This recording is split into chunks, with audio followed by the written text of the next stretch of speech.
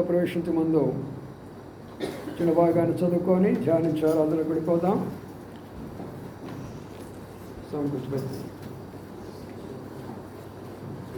నిర్గమకాండము 25 అధ్యాయం మొదటి 9 వచనాలు మార్చి చదువుకుందాం.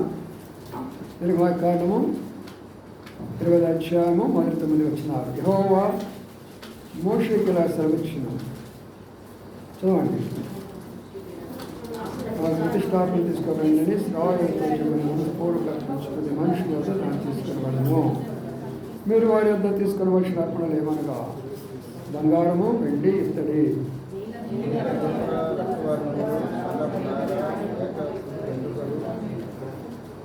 ఏపురం వేసిన పొట్టేడు తోడును, సముద్రవచ్చల తోడును, తమ కర్రలను,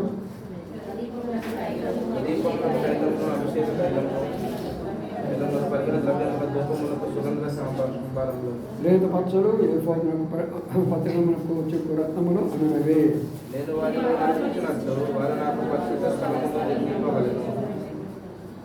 తొమ్మిదవ వచనాన్ని కలిసి చదువుకుందాం. నేను నీకు కనపరిచిన చదువు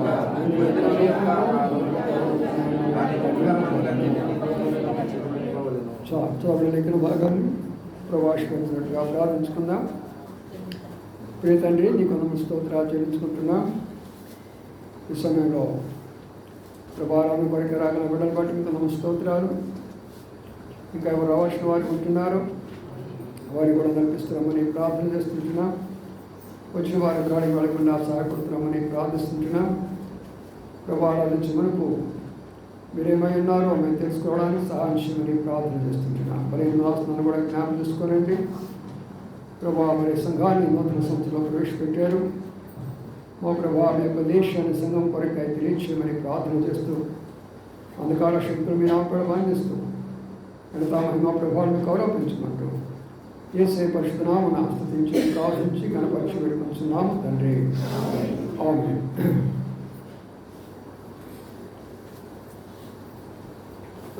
మనం పాడేటువంటి పాటే ఇక్కడ మనం చదువుకునేటువంటి వాక్యం. మరి మోషే ఏర్పాటు చేసుకొని కొండ మీద ఒక దర్శనాన్ని చూపిస్తూ వచ్చాడు. ఆ దర్శనంలో ఆయన చెప్పినటువంటి మాటలు ఇక్కడ మనం చూస్తుంటున్నాం. నేను నీకు కనపరిచిన విధముగా మందిర యొక్క రూపమును దాని ఉపకరణములను నిర్మింపవలను. అందుకని అప్పుడు ఇళ్ళన్నీ ఇంటిపోతున్నాయి.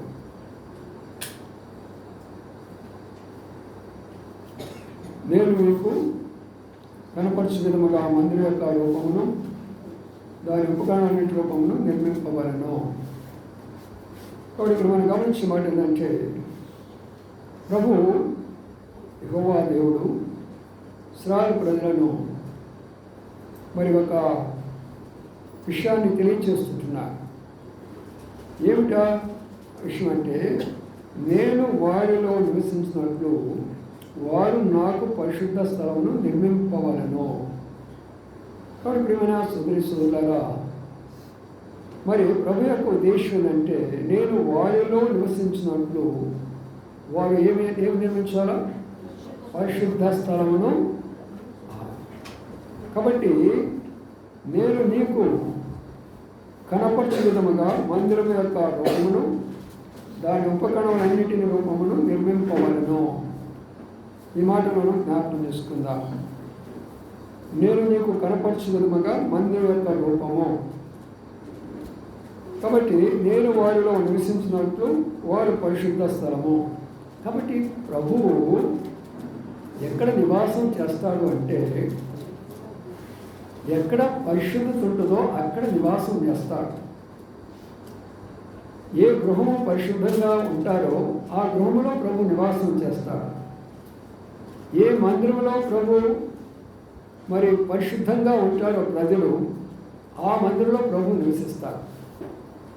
అందుకని ఎందుకు ఈ విషయాన్ని కోరుకుంటున్నాడు అంటే, ఆయనకు అలాంటి ఒక నివాసం లేదు.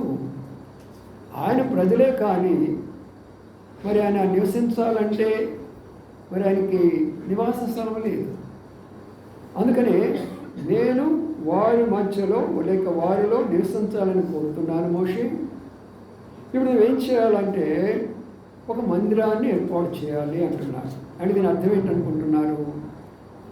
మందిరం అంటే దేవుని యొక్క సంఘము, రూపం అంటే ఈ గోడలు, ఆ పైన ఉన్నది, దీనిని కాదు రూపం అనేది. మన యొక్క ఆత్మీయ రూపము, మన యొక్క సంఘ రూపము, మన యొక్క ఆత్మరూపము, సంఘరూపము. అనగా మనం ఆత్మరూపములో వ్యక్తిగతంగా ప్రభు యొక్క రూపురేఖలు మనం కలిగి ఉన్నామా? అనగా ఆయన పరిశుద్ధత, ఆయన ప్రేమ, ఆయన సహనము, ఆయన ఓర్పు, ఆయన దీర్ఘశాంతము అవి మనలో ఉండగా ఆయన రూపంలోకి వచ్చిన లెక్క. మందిరము అంటే దేవుని యొక్క సంఘానికి ఒక రూపం ఉంటుంది. సండే స్కూల్ పరిచర్య అది వాక్యానుసారంగా ఉన్నదా? యవనస్తుల యొక్క పరిచర్య అది వాక్యానుసారంగా ఉన్నదా? సహోదరుల యొక్క పరిచర్య అది వాక్యానుసారంగా ఉన్నదా? లేక బైబిల్ పఠనము, ప్రార్థనా కోరిక, లేక సువార్తల కోరిక, లేక ఆరాధన కోరిక, లేక ప్రత్యేకమైన కోరిక, లేక దైవ సేవకుల యొక్క కోరిక వాక్యానుసారంగా ఉన్నదా? అందుకనే పిల్లరా, లోకంలో సంఘాలు ఎన్నో ఉన్నాయి, డినామినేషన్ ఎన్నో ఉన్నాయి, చర్చలు ఎన్నో ఉన్నాయి. ప్రభు ఇక్కడ చెప్తున్నాడు స్పష్టముగా, నేను నీకు కనపరచు విధముగా ఆ యొక్క మందిర రూపాన్ని నువ్వు ఏర్పాటు చేయాల్సిందే అన్నాడు. ఎందుకు ఈ విషయం నేను చెప్తున్నానంటే, నేటి మందిరాలు ఎవరి ఇష్టం వచ్చినట్లుగా వారు నిర్మించుకుంటూ పోతున్నారు. ఎవరి ఇష్టం వచ్చిన రీతిలో వారు ఆరాధన జరిగిస్తుంటున్నారు. ఎవరి ఇష్టం వచ్చిన రీతిలో వాళ్ళు ప్రార్థన జరిగించుకుంటున్నారు. ఎవరి ఇష్టం వచ్చిన రీతిలో వాళ్ళు మీటింగ్లు పెట్టుకుంటున్నారు. స్త్రీల మీటింగ్లని, పురుషుల మీటింగ్లని, ఏటో రకరకాలైన విధానాల్లో. అందుకనే రోజున మోషేకి ఏం చెప్పాడంటే, మోషే పొరపాటున నీ బుర్ర ఉపయోగించుగాకు. నా సేవలో, నా పరిచర్యలో, నా పనిలో ఎట్టి పరిస్థితిలో నీ జ్ఞానం కానీ, నీ బుద్ధి కానీ, నీ తెలివి కానీ, నీ శక్తి కానీ ఉపయోగించొద్దు. ఉపయోగిస్తే నేను మీ మధ్యలో నివసించను. నేను మీ మధ్యలో నివసించలేకపోవడానికి కారణాలు రెండేవి కనపడతాయి నీకు.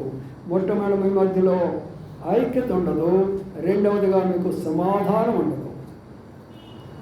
కాబట్టి ఏ సంఘాల్లో సమాధానం లేదో, ఏ సంఘాల్లో ఐక్యత లేదంటే ప్రభు అక్కడ నివసించడం లేదు. దానికి కారణం ఏమిటంటే, ప్రభు చూపించిన విధానంలో వారు సంఘాన్ని నిర్మించలేకపోతుంటున్నారు. అందుకని ప్రియమైన సోదరి సోదరులారా, మనము ఏ కార్యక్రమం చేసినా, అది ఆరాధన కార్యక్రమం అయినా సరే, లేక మరి ఒక ప్రార్థనా కోరికైనా సరే, వాక్యానుసారముగా ఉన్నదా లేదా, అది రూపము. సంఘం యొక్క రూపం అంటే అది. వ్యక్తిగత రూపం అంటే అది. మన వ్యక్తిగత రూపంలోకి వచ్చిన తర్వాత అలాంటి వారు సంఘంలోకి వచ్చినప్పుడు ఆ సంఘ రూపం అంతా మారిపోతుంది. ఆ సంఘం యొక్క రూపం అంతా మారిపోతుంది. ఎందుకు ఇలాగా చెప్తున్నాడంటే, ఆ బాధ్యత కానీ మోషే చేయకపోతే నేను మీ మధ్యలోకి రాను, నేను మీ మధ్యలో నివసించను. ప్రియమైన సోదరి సోదరులారా, దేవాది దేవుడు,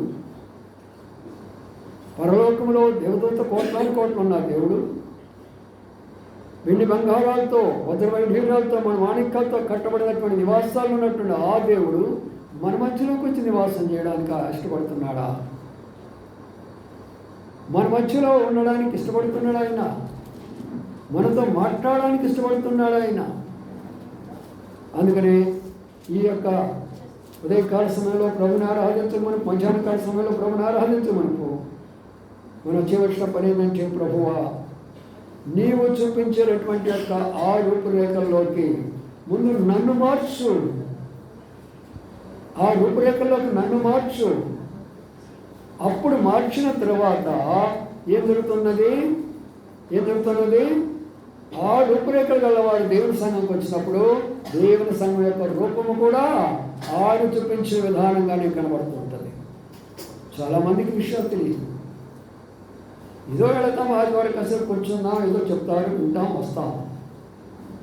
అందుకని ఇక్కడ ఈ మాటలు చెప్తాడు. ఒక మాట అన్నాడు, ఇప్పుడు ఈ రూపం నువ్వు చేయాలి అన్నప్పుడు మొదటి వచనం అంటాడు, యెహోవా మోషేకు ఇలాగూ సెలవిచ్చెను. జాగ్రత్తగా ఆలోచించిన విషయాలు. యెహోవా మోషేకి ఇలాగ సెలవిచ్చెను. మోషేకి ఇలాగ సెలవిచ్చే ముందు మోషే దగ్గర 70 మంది పెద్దలు ఉన్నారు. మోషే దగ్గర 6 లక్షల జనాభా ఉన్నది. మోషే దగ్గర ఎంతమందో 20 సంవత్సరాలు దాటినట్టు యవనస్తులు ఎంతోమంది ఉన్నారు. మరి ఎందుకు ప్రభు వారికి ఎందుకు చెప్పలేకపోయినాడు? ఎందుకు చెప్పలేకపోయినారు? వాడికి పెద్దలే కదా, 70 మంది పెద్దలే కదా. ఆ పెద్దలు కలిసి, రెండు పెద్దలారా నీకు నేను ఒక మాట చెప్తున్నానని ప్రభు చెప్పొచ్చు కదా. యెహోవా ఎందుకు చెప్పలేదు? అందుకని నేటి సంఘాల్లో ఉన్నటువంటి ఒక పరిస్థితి, దుస్థితి ఇది. ఎవరి యొక్క ఇష్ట రూపంలో, ఎవరికి ఇష్టం వచ్చిన రీతిలో వారి యొక్క సేవా విధానాన్ని జరిగించుకుంటున్న కాలం చేత ఏమేగంలో అంటున్నాడు ప్రభు, నేను నా మందిరమును విడిచి ఉన్నాను అంటున్నాడు. నేను నా మందిరాన్ని ఎందుకు విడిచి ఉన్నాను? అది మందిరమే, జనాభాలు ఉన్నారు, యాజకత్వం ఉన్నది, అన్నీ జరుగుతూ ఉన్నాయి. కానీ అక్కడ నేను కోరిన విధానము కానీ, నేను చూపించిన విధానము కానీ అక్కడ నాకు కనబడటం లేదు మోషే. అందుకనే నీకు నేను చెబుతున్నాను. ఎందుకు మోషేకి చెప్పాడంటే, నిర్గమకాండం 3 అధ్యాయంలో మోషే పిలువబడ్డాడు. ఎందుకు పిలువబడ్డాడంటే 80 సంవత్సరాలు మోషే పరీక్షించబడ్డాడు. 40 సంవత్సరాలు ఐగుప్తు దేశంలో, 40 సంవత్సరాలు ఆ యొక్క దేశాన్ని విడిచిపెట్టేసి వేరే దేశంకి వెళ్ళిపోయిన తర్వాత అక్కడ 40 సంవత్సరాలు 80 సంవత్సరాల యొక్క వయసులో పరీక్షించబడిన తరువాత దేవుడు ఏం చేస్తున్నాడంటే మోషేకి విషయాలు చెబుతుంటున్నాడు. అందరూ సేవకులు కాదండి, నమ్మకండి. ఈ రోజుల్లో గుంపులుగా ఎంత భయంకరంగా సేవకులుగా కనబడుతున్నారంటే ఇక మన కన్నీళ్ళు తప్పక ఏం మిగలటం లేదు. ఏంటి ప్రభువా ఇంత అన్యాయం అయిపోయింది దేవుని సంఘము? ఆయన సంఘాన్ని సంతోషిస్తున్నాడా, ఆనందిస్తున్నాడా, దుఃఖపడుతున్నాడా అర్థం కాని పరిస్థితులు అయిపోయింది. 40 సంవత్సరాలు ఆయన ఐగుప్తు దేశంలో ఉండి మరి ఆ యొక్క వయస్సులో తనకు అన్ని భోగభాగ్యాలు ఉన్నప్పటికీ, ఫరో యొక్క ప్యాలెస్లో ఉండడానికి అవకాశం ఉన్నప్పటికీ, ఫరో కుమార్తె అనిపించుకోవడానికి యోగ్యత ఉన్నప్పటికీ అన్నిటినీ కాదనుకున్నాడు. కాబట్టి దేవుడు మోషేతో మాట్లాడుతున్నాడు. అందరితో మాట్లాడతాడా దేవుడు? భక్సింగ్ గారితో ఎందుకు మాట్లాడాడు? ఎందుకు ఈ దర్శనంలోకి మనం వచ్చాము? ఈనాడు మన దర్శనం ఎందుకు లేకపోతున్నాం? సేవకులైన వారు భక్సింగ్ గారు ఏం త్యాగం చేస్తున్నాడు? తండ్రిని, ఆస్తిని, ఉద్యోగాలను, ఇంగ్లాండ్ను, అన్ని రకాలైనటువంటి కుటుంబాన్ని కూడా అందరినీ విడిచిపెట్టేసి త్యాగం చేశారు. కాబట్టి భక్సింగ్ గారితో మనుషుడు మాట్లాడినట్లు మనుషుడు అలాగా మాట్లాడుతూ దేవుడు ఆ ప్రత్యక్ష భక్సింగ్ గారికి ఇచ్చాడు. కాబట్టి ఈనాడు మనము ప్రియులారా ఆ దర్శనములో ప్రభుని ఆరాధిస్తుంటున్నాం. ఇది పరలోక దర్శనము. అందుకని మన పాటలు చూడండి, చక్కగా పాడుకుంటూ వచ్చాము. ఏమని పాడేమో? స్తోత్రంతో నేను మోదు తండ్రిని పాడుకుంటూ వచ్చాము. కొంతమంది పాటలు అయిపోయిన తర్వాత వస్తారు. మీరు ఆలోచించండి, సంవత్సరాలు జరుగుతుండగా పాత జీవితం ఉండకండి. అప్పుడు మీరు పాత వాళ్ళే అయిపోతారు. 2025లో ఎలాగున్నారు ఎట్లయిపోతారు. 26లో ప్రభా నేను ముందుగా ఉంటాను, ముందుగా ఆరాధిస్తాను, ముందుగా నీ దగ్గరికి వెళ్తాను. అదే నీలో ఉన్న నూతనత్వం అంటే 25లో ఎలాగున్నావు అలాగుంటే నీకు నూతన సంవత్సరం ఏముంది అందులో? అందుకని ప్రియులారా, రాజు భక్సింగ్ గారికి యొక్క గొప్ప ప్రత్యక్షత, ఆరాధన ప్రత్యక్షత. ఏమిటా ఆరాధన ప్రత్యక్షత? ప్రతి ఒక్కరికి దేవుని యొక్క మందిరంలో ఆరాధన చేసే ధన్యత ఉన్నది. ఏ సంఘంలో ఇవ్వరు మీకు, ఏ మందిరంలో ఇవ్వరు మీకు. నోరు తెలిసి ఆరాధన చేయమని ఏ సంఘంలో చెప్పరు. ఎందుకు? వారికి ఆ దర్శనం లేదు. ఇక్కడ ఏం చెప్తున్నాడు చూడండి, నేను నీకు కనపరచు విధముగా పరలోకములో ఒకరి తర్వాత ఒకరు ఆరాధన చేస్తూ వస్తారు, ఒకరైన తర్వాత మరొకరు ఆరాధన చేస్తూ వస్తారు. దివారాత్రులు అక్కడ ఉన్న కోటాను దేవతలు యెహోవా పరిశుద్ధుడు, పరిశుద్ధుడు, నీతిమంతుడు, పరిశుద్ధుడు, నీతిమంతుడని దివారాత్రులు ఆయన చేస్తూ వస్తాడు, ఒకరి తర్వాత ఒకరు. అందుకని ప్రియమైన సోదరి సోదరులారా, ఇక్కడ మోషేకి ఎందుకు చెప్తున్నాడంటే, మోషే పరీక్షించబడ్డాడు, సమస్తాన్ని వదులుకున్నాడు, సమస్తాన్ని త్యాగం చేశాడు.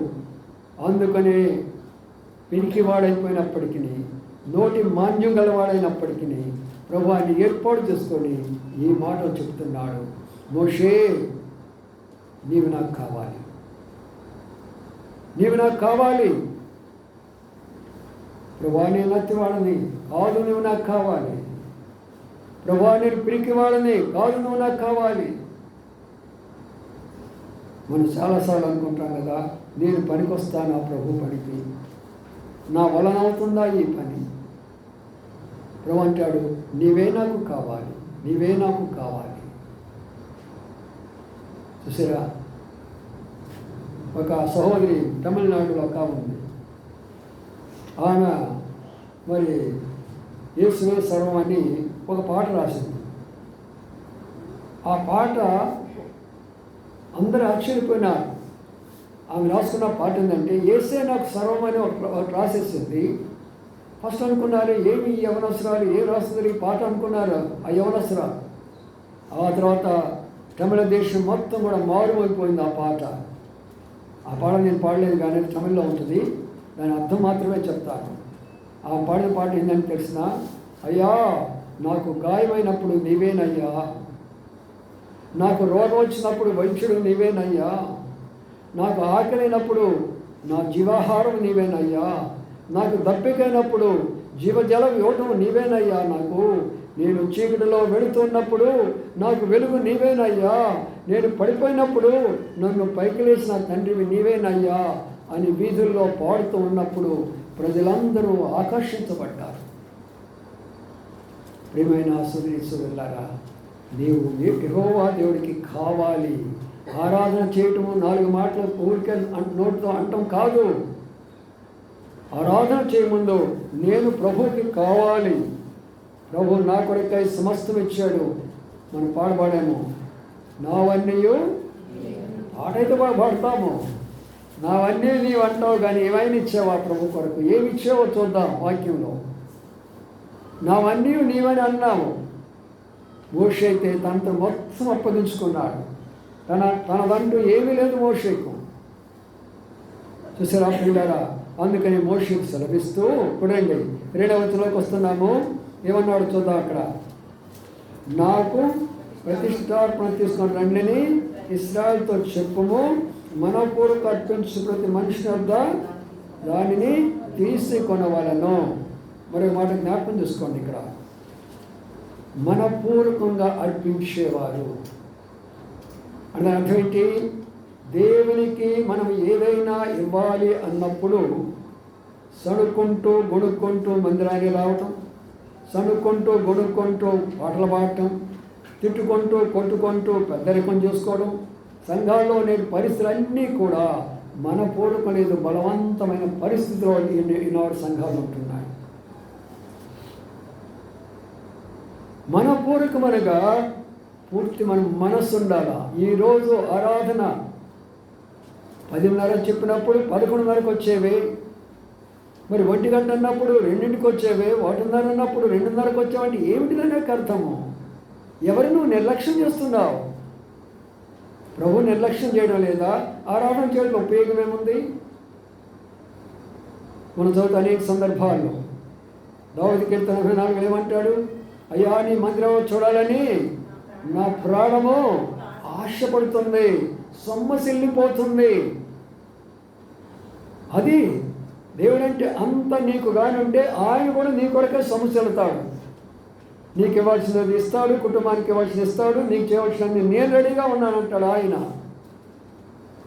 అందుకని ప్రియులారా, మనపూర్వకంగా ప్రతిష్టార్పణలను అర్పించమని ఇశ్రాయేలుతో చెప్పు అని అన్నాడు. ఇక్కడ మాట బాగా గమనించండి. చాలామంది ఈనాడు హైందవులు, భారతీయులు బైబిల్ని అర్థం చేసుకోలేకుండా అనవసరముగా వారు బాధపడుతూ ఇతరులని ఇబ్బంది పెడుతూ ఉంటున్నారు. ఇశ్రాయేలుతో చెప్పన్నాడు కానీ వచ్చి ఇండియా వాళ్ళకి చెప్పని చెప్పలా.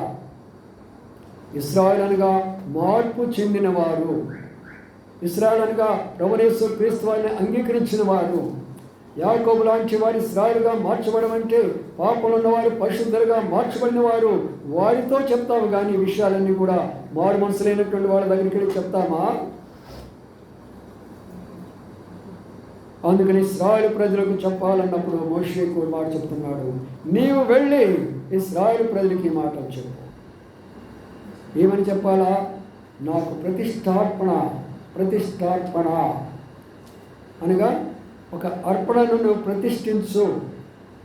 ప్రతిష్ఠించడం అంటే అర్థం ఏంటంటే, ఇక దానికి తప్పక వేరే దానికి ఉపయోగించకూడదు. ప్రతిష్ఠిత అంటే ఇప్పుడు ఫ్యానే ఉందనుకోండి, దేవుని మందిరం కొరకై ఇది తీసుకొచ్చాను, ఇది చక్కగా ఇక్కడ పని చేస్తాను అనుకో, నా ఇంట్లో ఫ్యాన్ అయిపోయింది అనుకో, ఫ్యాన్ ఆగిపోయింది అనుకో, హడావుడిగా నేను సేవకుడిని తీసుకెళ్ళి అక్కడ పెడితే అది తప్పు. దేని కొరకై ప్రతిష్ఠించబడ్డదో దాని కొరకే అది వాడాలా. అది కరెక్ట్ అయినటువంటి విధానము. అందుకని నా ప్రియమైన సోదరులారా, అర్థం చేసుకోండి బాగా.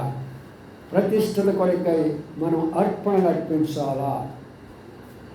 చాలామంది అనుకుంటారు, ఏమిటి అర్పణలు అనుకుంటారు, ఎందుకు ప్రభు చెప్పేది అర్పణలు అనుకుంటారు. శ్రేష్టమైనటువంటి 7 అర్పణలు బైబిల్ గ్రంథంలో ఉన్నాయి. అన్నిటి మనం చూడంగానే సాధ్యమైనంత వరకు కొన్నిటి చూద్దాము. ప్రభు మనం ఏమి కోరుతున్నాడో వాటిని మనం చూసుకొని వాటిని మనం అర్పించుంటే అదే మన ఆరాధన. వాటిని మనం అర్పించకపోతే ఇక మన ఆరాధనలో వ్యర్థమైన ఆరాధన. ప్రభువే చెప్పిన మాట, వారు ఎలాంటి వారంటే నన్ను వ్యర్థముగా ఆరాధిస్తున్నారు, మనుషులు కల్పించిన పద్ధతులు దైవోపదేశాలను బోధిస్తూ నన్ను వ్యర్థముగా ఆరాధిస్తున్నారు. చూసారు, ఒక పాయింట్ అర్థం చేసుకోండి. ఇక్కడ ఏమిటి ఆయన కోరుకుంటున్నటువంటివి? ఆ ప్రతిష్టార్పణలు ఏంటి? మొట్టమొదటి చూద్దాం రండి. సామెతల గ్రంథంలోకి వెళదాం. 23వ అధ్యాయం తీసిన వాళ్ళు ఉంటే చూడండి. సామెతలు 23వ అధ్యాయంలో ఈ మాటను మనం జ్ఞాపకం చేసుకుందాం. మొట్టమొదటిగా మనం చూద్దాం 26వ వచనం. నా కుమారుడా, నీ హృదయమును నాకిమ్ము. చాలు. మొట్టమొదటిగా ఒక మానవుడు దేవునికి ఏమి ఇవ్వగలడు? ఒక మానవుడు దేవునికి ఏమి ఇవ్వగలడు? బాగా అర్థం చేసుకోండి. ఇది ఆరాధనలోని మొదటి భాగము. ఏమంటున్నాడు? నా కుమారుడా, నీవు నా కుమారువేనయ్యా. నువ్వు హిందువుడు కావచ్చు, నా కుమారువే. నువ్వు ఇస్లాం కావచ్చు, నా కుమారువే. నువ్వు బౌద్ధుడు కావచ్చు, నా కుమారువే. నువ్వు మోసగాడు కావచ్చు, నా కుమారువే. ఎందుకంటే నేను సృష్టించింది నేనే కదా, నీకు ఆశించింది నేనే కదా, నేను కాపాడుతుంది నేనే కదా, నేను పోషిస్తుంది నేనే కదా. నీవు నా కుమారువే. కానీ నీవేం చేస్తున్నావు అంటే, నీవు నా తండ్రి కాదని మాత్రం వెళ్ళిపోతున్నావు. అది నీ పని. అది నా తండ్రి కాదని వెళ్ళిపోతున్నావు. అందుకనే నా కుమారుడా, నీ హృదయమే నాకు. హృదయం ఇస్తే అన్ని ఇచ్చినట్టే. అన్ని హృదయంలోనే ఉంటాయి. అవునా కదా? హృదయం కానిస్తే అన్ని ఇచ్చినట్లే. హృదయం అడుగుతున్నాడు, ప్రభువా అదిగో నా హృదయాన్ని నీకు ఇస్తున్నాను ప్రభువా అని. దాని అర్థం ఏంటి? ఎందుకు అడుగుతున్నాడు హృదయము? నీవు ఏ పని చేయాలన్నా, ఎక్కడికి వెళ్ళాలన్నా, నువ్వేది సాధించాలన్నా, ఏది చేయాలన్నా నీ హృదయ ప్రేరేపణే మొట్టమొదటిగా. కాబట్టి ఈ హృదయం దేనిని ప్రేరేపిస్తుందని. అందుకని ప్రియులారా, నా కుమారుని హృదయమే అయ్యా. ఇక చెప్పాలంటే 7 రకాల హృదయాలు ఉంటాయి. బండ హృదయాలు కొంతమందికి ఉంటే, మోస హృదయాలు కొంతమందికి ఉంటే, గర్వ హృదయాలు కొంతమందికి ఉంటే, ఇంకా పొంగిపోయే హృదయాలు కొంతమందికి ఉంటాయి. రకరకాల హృదయాలు ఉన్నాయి. అంధకార హృదయాలు మరికొందరికి ఉన్నాయి, రాతి హృదయాలు మరికొందరికి ఉన్నాయి. ఇలాగ ఎన్నో హృదయాలు ఉన్నాయి. ఆ హృదయం ఇస్తావా నాకు? అదే ఆరాధన అంటే. అది మనం అర్పించడం అంటే. ఏదో వాళ్ళలాగా వెళ్ళి అక్కడికి వెళ్ళి చంపలేసుకొని గుడి చుట్టూ తిరిగేసి ఆడ 1 డజన్ అరటిపండు పెట్టేసేసి 7 చేసేది తెచ్చి నేనేదో అర్పించాను. అది కాదు ఆయన కోరేది. అరటిపండు చెట్లన్నీ ఆయన ఇచ్చాడు, ఆపిల్ అంతా ఆయన ఇచ్చాడు, లోకంలో ఆయనకెందుకు అవన్నీ? వాళ్ళు అంధకారంలో ఉన్నారు, వాళ్ళ పనులు వాళ్ళు చేసుకుంటారు, మనకెందుకు అవన్నీ? పరలోకంలో ఎవరైతే వెళ్ళాలనుకుంటున్నారో మొట్టమొదటిగా చెప్తున్నాను, నీ హృదయం కానీ ప్రభుకి ఇవ్వకపోతే నీవెవరైనా సరే ప్రభు దగ్గరికి వెళ్ళలేవు. నీ హృదయంలో నీ ఆరాధన రాదు. అందుకని నా సోదరి సోదరులారా, ఆరాధన చేయకుండా ప్రభువా నా హృదయాన్ని ఇచ్చున్నానా? నా హృదయంలో ఎవరున్నారు? నా హృదయంలో ఎవరున్నారు? శైతానుడు ఉన్నాడా? లేక నన్ను సృష్టించిన నా సృష్టికర్త ఉన్నాడా? ఎవరున్నాడు నా హృదయంలో? అందుకనే ఈ సమయంలో ప్రభుని ఆరాధించమనుకో. ప్రభువా ఏం చేయాలా? హృదయాన్ని ఇస్తున్నాను. మొట్టమొదటి నా హృదయాన్ని ఇస్తున్నా. హృదయాన్ని ఇచ్చేవారంగా ఉన్నప్పుడు మన ఆరాధన ఎట్లా ఉందో తెలుసు. ఇప్పుడు మన ఆరాధన మార్పు చెప్తాను. ఇప్పుడు జాగ్రత్తగా వినండి. ఆరాధన చేయమంటంతోనే ఏదో జ్ఞాపకం వచ్చిందంతా చేసేస్తున్నా. ఒక అలవాటైపోయింది వాళ్ళకి. సంఘాల్లో అక్కడిక్కడ నేర్చుకున్న అలవాటు అయ్యే పనిగా వస్తూ ఉంటాయి. కానీ ప్రభు ఏమడిగాడు ఈ రోజున? నా హృదయం అడిగాడు, ప్రభువా నా హృదయం నీకు ఇచ్చానయ్యా. అది ఆరాధన. అది నిజమైనటువంటి ఆరాధన. అది సత్యమైనటువంటి ఆరాధన. నీ హృదయం ఏమో నీ దగ్గర పెట్టుకుంటువి. నీ హృదయం ప్రేరేపించి నీతిగా నువ్వు చేస్తూ ఉన్నావు. ఇక్కడికి వచ్చి నేను 4 మాటలు వినేసి ఆరాధన అంటే ప్రభు అంగీకరిస్తాడు ఆరాధనను. అందుకని మొట్టమొదటి యొక్క ప్రతిష్టార్పణ నీ హృదయాన్ని ప్రభువుకి. హృదయాన్ని ఇవ్వడం నేర్చుకొని ప్రభు కొరకాయి. రెండవ దానికి వద్దాం రండి. రెండవ దానికి వచ్చినట్లయితే ఇక్కడ మరొక విషయాన్ని గురించి మనం ఇక్కడ చూస్తుంటున్నాం. రెండవ దానికి వద్దాము. రోమరాష్ట్ర పత్రికలో ఉన్న మాటను జ్ఞాపకం చేసుకుందాం. 12వ అధ్యాయం, రోమా 12వ అధ్యాయంలో ఆ మాటను మనం జ్ఞాపకం చేసుకున్నాం. రెండోది ప్రభు ఏమడుగుతున్నాడో చూద్దాం. ఎంతమందిని ఎలాంటి ఆరాధన ప్రభువు చేస్తున్నాము? కొత్త సంవత్సరంలో నేర్చుకోకపోతే ఎలాగే మీరు చెప్పండి. పాతదైపోతుంది కానీ కొత్తది కాకపోతే ఎట్లా? మొదలు వచ్చిన కాబట్టి సహోదరులారా, పరిశుద్ధమును దేవునికి అనుకూలమునైన సజీవ యాగముగా మీ శరీరములను ఆయనకు అర్పించుకున్నాడు. ప్రభు రెండో అర్పణ ఏమడుగుతున్నాడు? రెండో అర్పణ ఏమవుతున్నాడు? నీ శరీరమును ఆయనకు అప్పగించు. నీ ఆరాధన ఉన్నదా అనుభవం?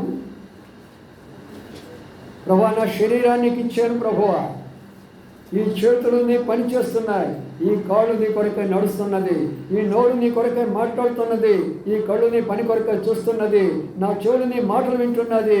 ఇదే నా శరీరం నీకు అప్పగించడం అంటే. ఉన్నదా ఆరాధన?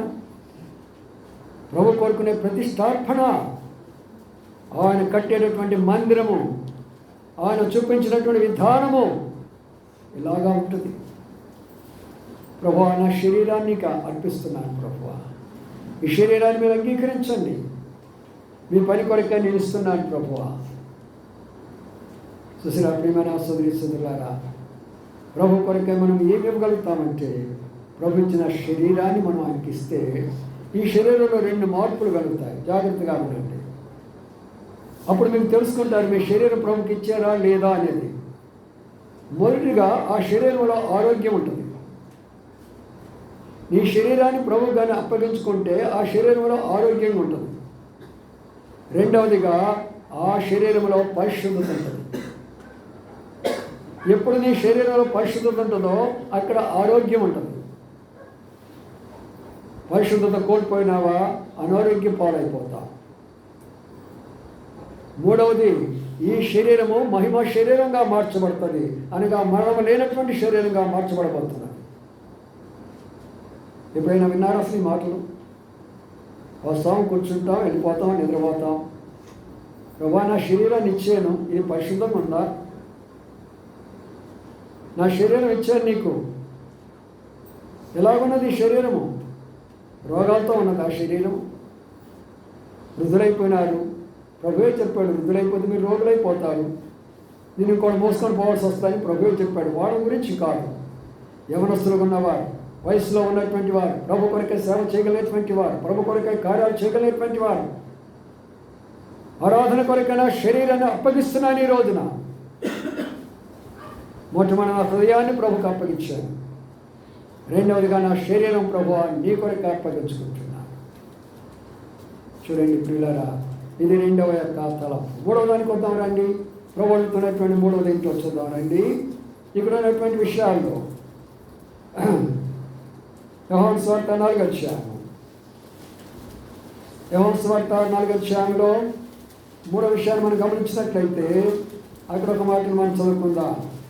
24 వచ్చిన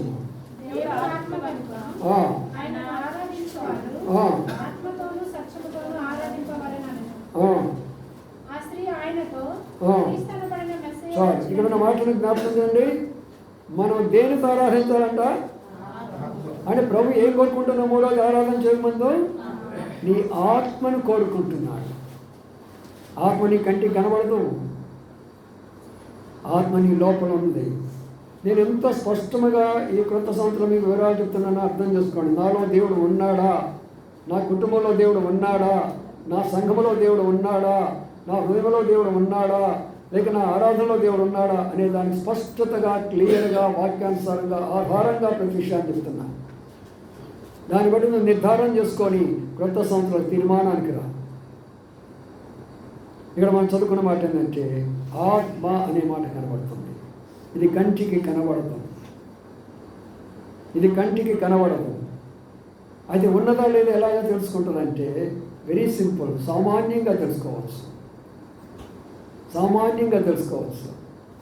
ఏంటి తెలుసా? ఆత్మ విషయాల మీద మనసు ఉంచుతుంది. శరీర విషయాల మీద మనసు ఉంచుతుంది. కానీ మన యొక్క ఆత్మీయ విషయాలు ఏమిటి అనగా, నేను ప్రభు నమ్ముకున్నాను, నా ఆత్మ ఎలాగున్నది? ఆత్మ మందు కానీ నిజంగా అది వెలుగుతూ ఉంటే, అది జీవంగా కానీ ఉంటే ఆత్మదాహం ఎంతగా ఉంటుందంటే ఉదయాన్నే లేస్తాము, మోకాళ్ళని ప్రార్థన చేద్దాము, దేవుని వాక్యం చదువుకుందాము, ఆయనతో మాట్లాడదాము. ప్రభు నన్ను ఎక్కడ వెళ్ళమంటావు, ఏం చేయమంటావు చెప్పు ప్రభువా. మీటింగ్ ఎక్కడున్నది, ఎవరు వాక్యం చెప్తారు, నేను ఎవరికి వాక్యం చెప్పాలా? నీవెప్పుడైతే ప్రభు కొరకై ఆత్మ దాహం కలిగి ఉంటావో ప్రభు ఆత్మ నీకు కుమ్మరిస్తూ వస్తాడు. ఆత్మ ఫలాలు నీవే, ఆత్మ యొక్క వరాలు నీవే, ఆత్మ యొక్క నడుదల నీవే, ఆత్మ వశుడైపోతూ ఉంటావు.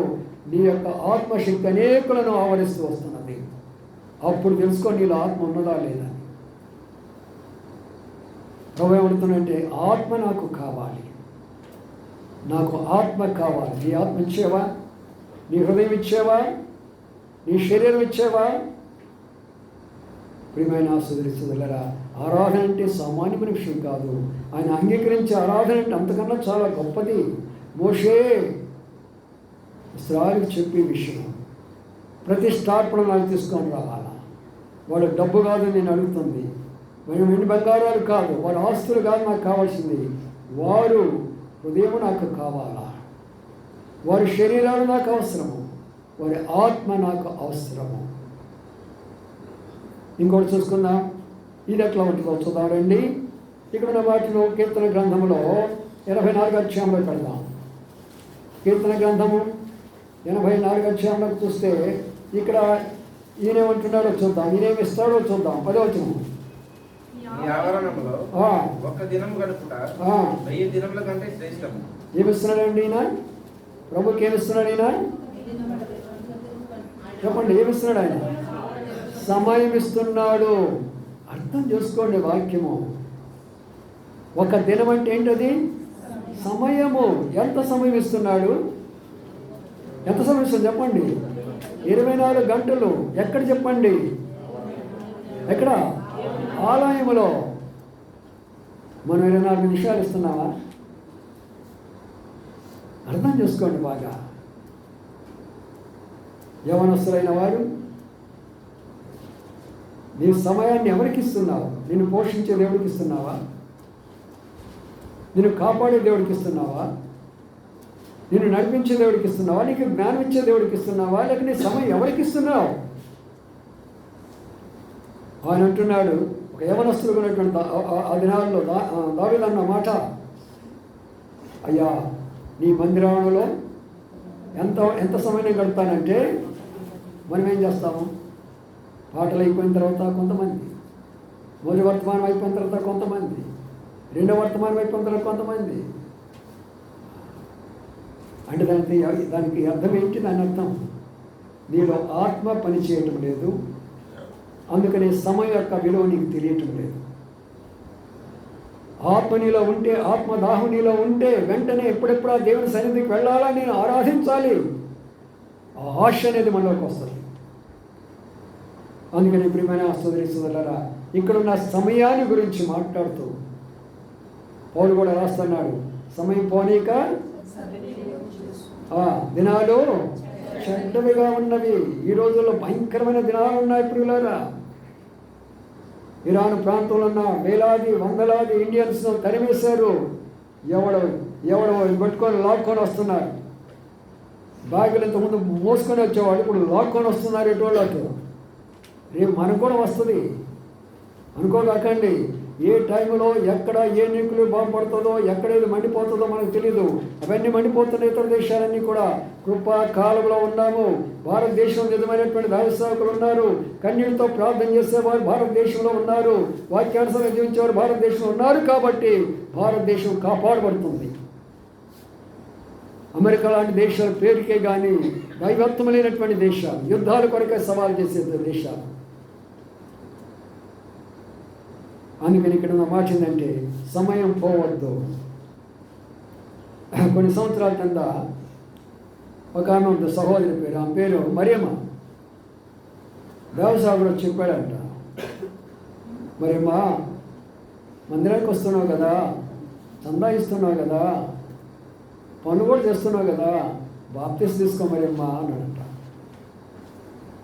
అయ్యా అప్పుడే వద్దులే అయ్యా, ఇంకా కొంతకాలం అయిన తర్వాత తీసుకుంటాలే, పిల్లలు పుట్టిన తర్వాత, పిల్లలు పెద్దవాళ్ళు అయిన తర్వాత తీసుకుంటాలే అనుకుంటా.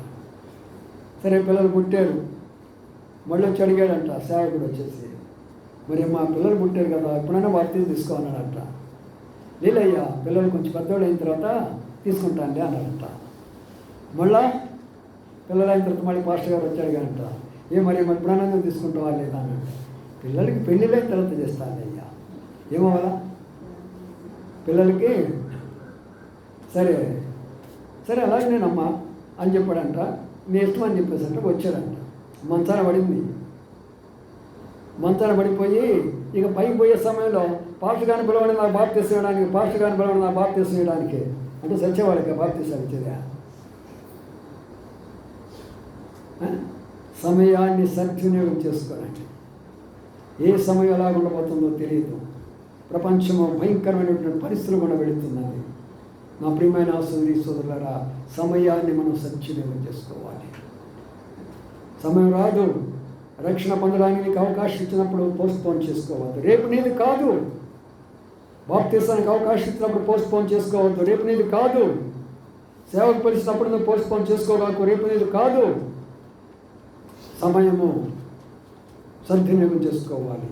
అందుకని ప్రభువా, ఈరోజు నా ఆరాధనలో నా సమయాన్ని నీకు ఇస్తున్నాను ప్రభువా, నా హృదయాన్ని నీకు ఇచ్చాను ప్రభువా, నా శరీరాన్ని నీకు ఇచ్చాను ప్రభువా, నా ఆత్మను నీకు ఇచ్చాను ప్రభువా, నా సమయాన్ని నీకు. ఇది ఆరాధన అంటే. మోషే చెప్పు వాళ్ళకి ప్రతిష్టార్పణలు నా కొరకు తీసుకురమ్మని. ప్రతిష్టార్పణలు వీటిని మనం ప్రతిష్ఠించుకోండి. కృత సంవత్సరంలో అయిపోయింది, 2025 అయిపోయింది, 2026లోకి వచ్చాము. సంఘము కూడా మరింతమంది సంవత్సరం అంతా అయిపోయింది, మళ్ళీ ఒక సంవత్సరంలో మనం వచ్చేసాము. ఇప్పటికైనా మనం ప్రతిష్ఠించుకోకపోతే దేవుడు ఏం చెప్పాడు? నేను వారి మధ్యలో నివసించున్నట్లు. ఆయన నివసిస్తే ఏమవుతుంది? సమాధానం ఉంటుంది, సంతోషం ఉంటుంది, ఆశీర్వాదం ఉంటుంది, ఆరోగ్యం ఉంటుంది, అందరినీ క్షేమంగా ఉంటాము. ప్రభు వచ్చినప్పుడు ఎత్తపడతాము. చూసారా ప్రియులారా? ఇంకొకటి చాలా చెప్పాను, 7 నేను చెప్పాను, సమయం లేదు కాబట్టి ఇంకోటి మాత్రం చూసుకుందాము. ఆ తర్వాత మరి ప్రభు యొక్క ఆరాధనకు వెళ్ళిపోతాం. ఈ మాట కూడా జ్ఞాపకం చేసుకుందాం రండి. ఇక్కడ ఉన్నటువంటి మాట మనం జ్ఞాపకం చేసుకుంటే మత్తయి సువార్త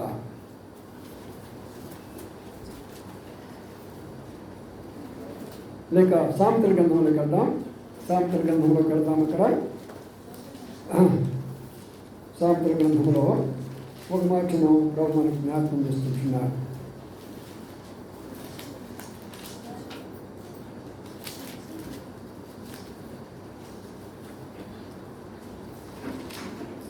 చూడండి 11వ అధ్యాయం, సామెతలు 11వ అధ్యాయము 24వ వచనం చదవండి.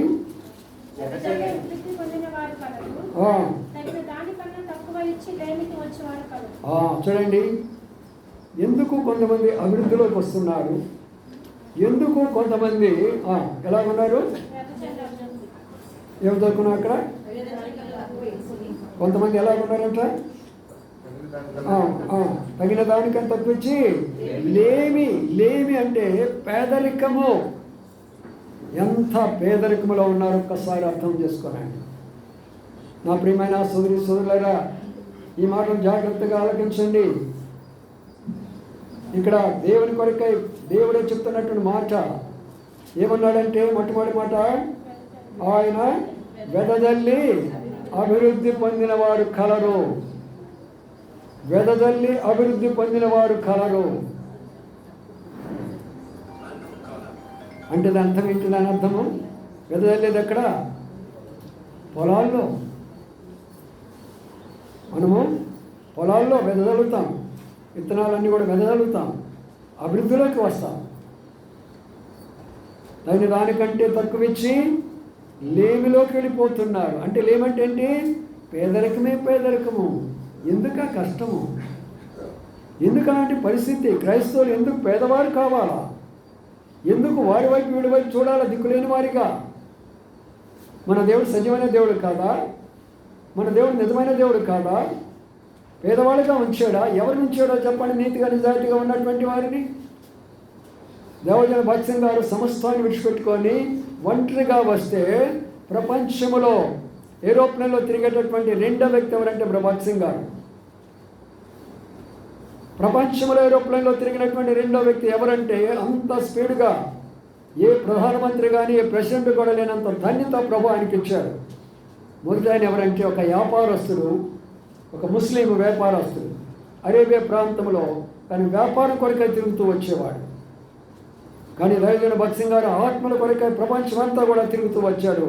ఎందుకంటే వెదజల్లాడు ఆయన యొక్క జీవితాన్ని, వెదజల్లాడు ఆయన యొక్క సమయాన్ని, వెదజల్లాడు ఆయన యొక్క శరీరాన్ని. నాగ్పూర్ వచ్చినప్పుడు మహారుద్ధుడు ఆయన. ఎంత వృద్ధుడంటే చెప్పలేనంత వృద్ధాప్యంలో నా దగ్గరకు వచ్చాడు, నాగ్పూర్లోకి వచ్చాడు. కనీసము వణుకుతూ మా పెద్దమ్మాయి జూలాన్ని అలాగా పట్టుకొని విడవకుండా అలాగనే పట్టుకొని ఉన్నాడు.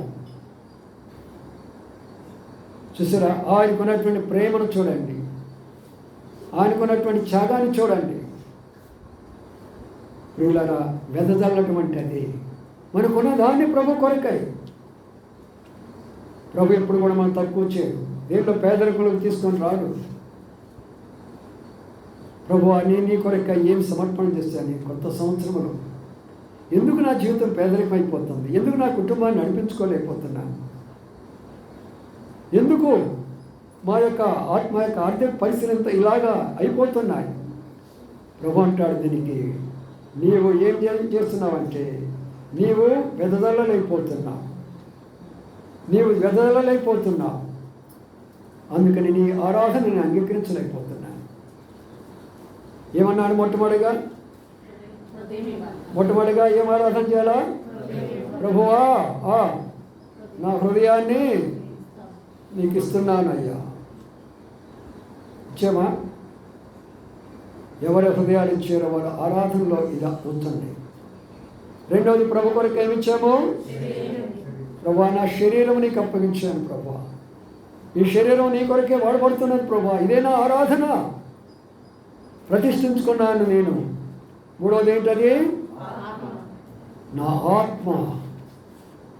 ఆత్మ ఆడిపోయింది ప్రభువా. అందుకని ఆత్మ విషయాల్లో ఏమాత్రం చింతలేదు.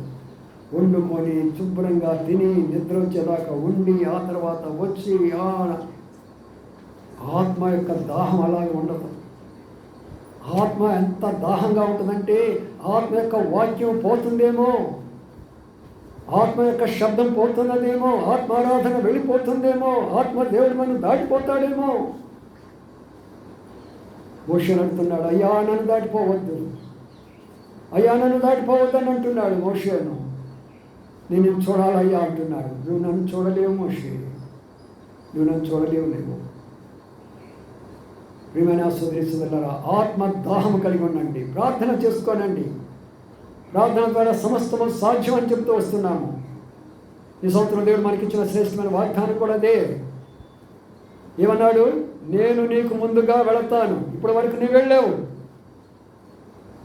ఇప్పుడు నేను వెళ్తాను నీ బదులుగా. ఏదైతే అడ్డంగా ఉన్నదో దాని అంతా కూడా తీసేసే బాధ్యత నాది. అయితే నీకేం చేయాలా? ప్రార్థనకు వచ్చిన వాళ్ళు చెప్పండి, రాని వాళ్ళు చెప్పండి. ప్రార్థన చేయి. ప్రార్థన చేయడమే నీ పని, పని చేయడం అంతా నా పని. చేశాడా లేదా? చూసామా లేదా? ఎర్ర సముద్రం పాయలు చేయడానికి ఏం చేశాడు? గాలిని పంపించాడు. రథాలను చేయడానికి ఏం చేశాడు?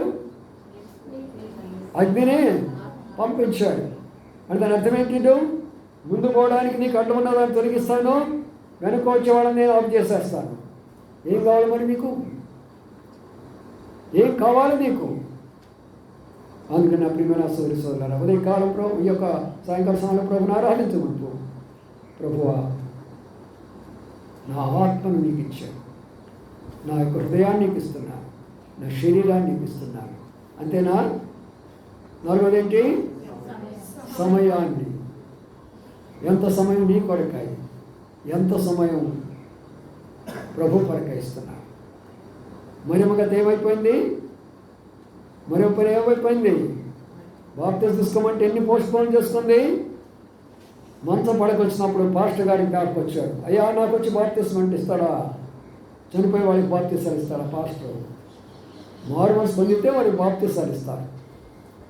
సమయం పోయిన తర్వాత పాస్టర్ గారు రావాలంటే పాస్టర్ గారు రారు, ఇవ్వరు కూడా. పెళ్ళిళ్ళకి బాప్తిజాలు, చనిపోతే బాప్తిజాలు, వాటికి ఎవరు బాప్తిజాలు? సమయం దాటుకొని పోయింది. ఆఖరికి ఏం చెప్పాను? వెదజల్లండి, ప్రభు కొరకే వెదజల్లండి. ప్రభువు నీ కొరకే వెదజల్లుతున్నాను. అందుకని ప్రభు వాళ్ళని అభివృద్ధిలోకి తీసుకొస్తున్నారు. ఎంత స్థాయిలోకి తీసుకొస్తున్నారో అక్కడ మనం చూస్తున్నాము. నీ వెదజల్లుతున్నావా? తగిన దానికంటే తక్కువ ఇచ్చి లేమిలోకి వెళుతున్నావా? అంటే అర్థం ఏంటి?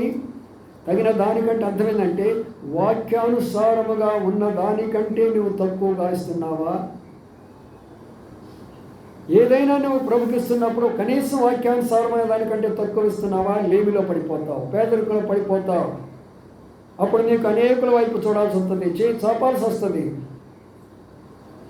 ప్రియమైన సోదరులారా, ప్రభువు కోరుకుంటున్నవి ఇంకా రెండు శ్రేష్టమైన విషయాలు ఉన్నాయి. కానీ సమయంలో చెప్పేదాని కొరకాయి ఈరోజు ఆరాధన చేయబోతున్నాను. ప్రభువా, మత్తయి సువార్తలో కూడా అంటున్నాడు, ఆరాధ్యాన్ని ఉన్నాడు, మీ ధనము ఎక్కడ కూర్చుకోమన్నాడు? పరలోకములో.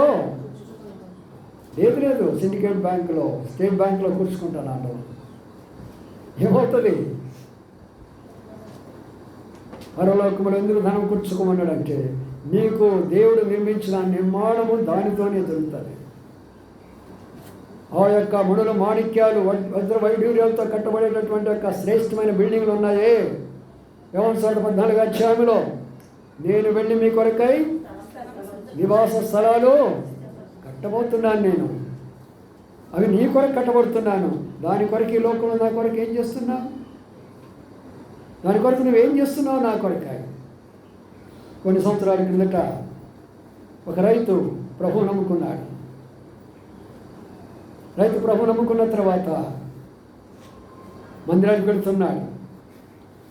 కొంత పొలం ఉంది ఆయనకి, 2 గేదెలు, ఆయనకి 2 దొన్నలు ఉన్నాయి, ఎద్దులు ఉన్నాయి ఆయనకి.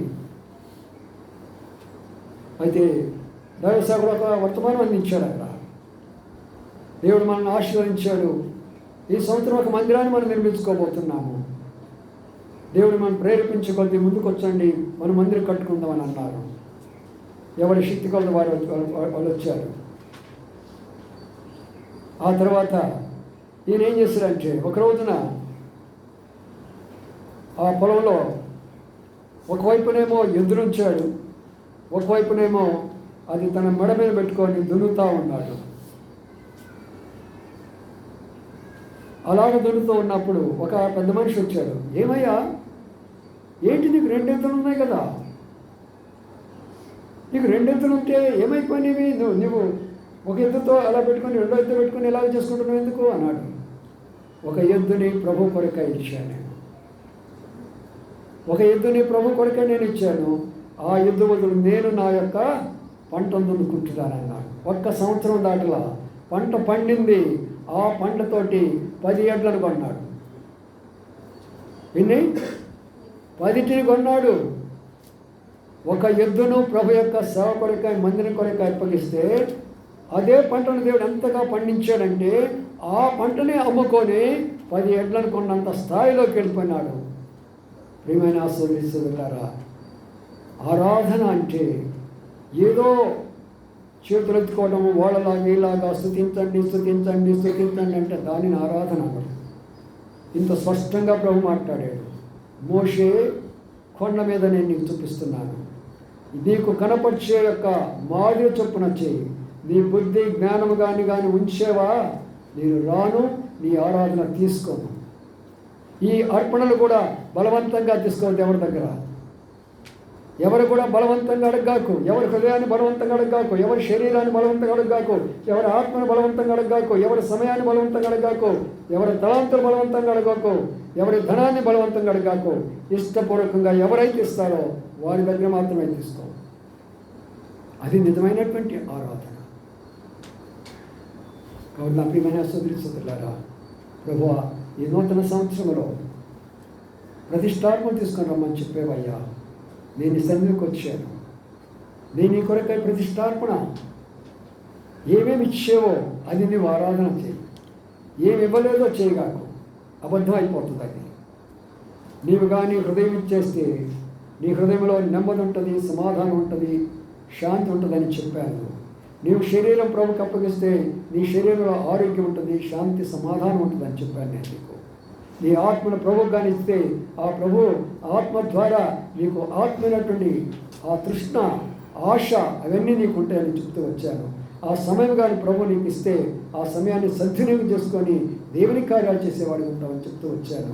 ఆ ధనము ప్రభు కొరకు మనం ఇచ్చినట్లయితే దేవుడు నీ యొక్క పేదరికం అనేది నీకు లేకుండా చేస్తారని చెప్తూ వచ్చాను.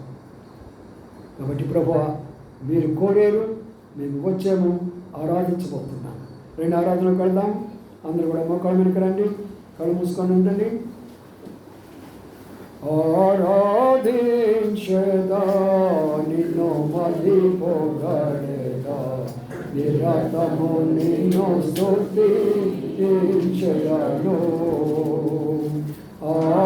ఆరాధించదా నిన్ను మదిపోగడేదా, నిరతము నిన్ను స్తుతించెదను. మార్గము నీవే, సాధ్యము నీవే, మార్గము నీవే, సాధ్యము నీవే, జీవము నీవే, నాథువా, జీవము నీవే, నాథువా.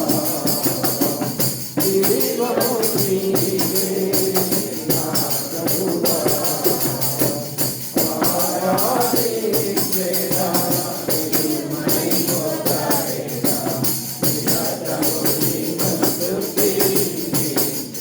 నిన్ను స్తుతించెదను. దయచేసి జ్ఞాపకం ఉంచుకోనండి. కొత్త సంవత్సరంలో కొత్త విధానాల్లో ఆరాధన వెళ్ళిపోతుంది. జాగ్రత్తగా ఆలోచించి దాని ప్రకారంగా మేము చేయవలసిన మనం చేస్తుంటున్నాం. మొదటిగా సండే స్కూల్ టీచర్ ఆరాధన చేస్తారు, వెళ్ళిపోతారు. సండే స్కూల్ వెంటనే వెళ్ళిపోతారు. ఆ తర్వాత ఆరాధించేవారు వాక్యానుసారమైన ఆరాధన చేయండి, క్లుప్తముగా ఆరాధన చేయండి, బిగ్గరగా ఆరాధన చేయండి. ఎవరైతే మొట్టమొదటిగా పాటల సమయంలో వచ్చారో వారు ఆరాధన చేయండి. ఇది మొదటి యొక్క మీకున్న అవకాశం. ఆ తర్వాత వాక్య సందర్భంలోకి వచ్చినటువంటి వారు సమయం ఉన్నప్పుడు మీరు ఆరాధన చేయాలి. అది వాక్య యొక్క క్రమం పాటించండి. అప్పుడు మీ ఆరాధన ప్రభు అంగీకరిస్తారు. స్టార్ట్ చేయండి.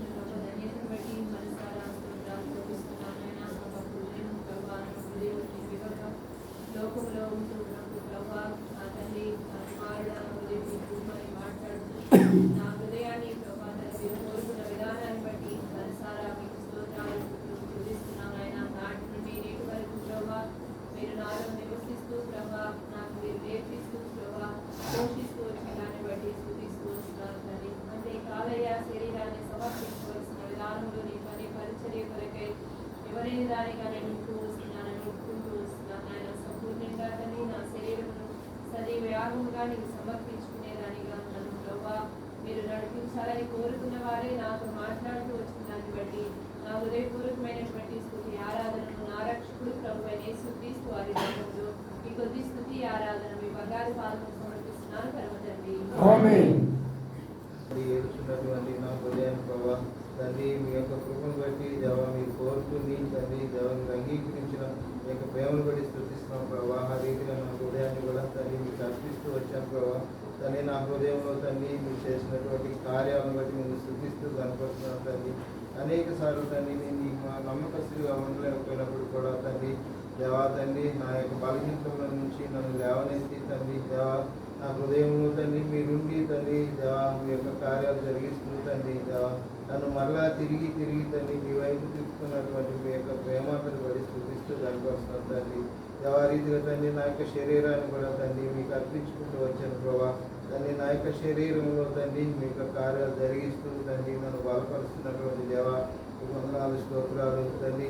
దేవా అయినప్పటికీ కూడా తండ్రి దేవా నేను కూడా నమ్మకస్తుగా ఉండలేక నా శరీరాన్ని మీ కొరకై తండ్రి దేవా ఉపయోగించక తండ్రి లోక శరీరాశికి ఉపయోగిస్తుండగా తండ్రి ఆయనను కూడా తండ్రి నా మీద మీ కనికరం దేవా కొనియక తండ్రి నా ఎడల మీ కృపను చూపిస్తూ తండ్రి తిరిగి మరలా తండ్రి నా శరీరాన్ని నా సమయాన్ని తండ్రి దేవా మీ కొరకే వెచ్చించినట్లుగా తండ్రి నన్ను ప్రేరేపించి నడిపిస్తున్నటువంటి మీ యొక్క అపారమైన ప్రేమ మీ యొక్క కృపకే స్థుతిస్తూ కనపరుస్తున్నారు తండ్రి నా ఎడల తండ్రి మీ యొక్క ప్రేమను వెల్లడిపరిచిన మీ యొక్క ప్రేమాన్ని బట్టి వందనాలు స్తోత్రాలు చెల్లిస్తున్నాను.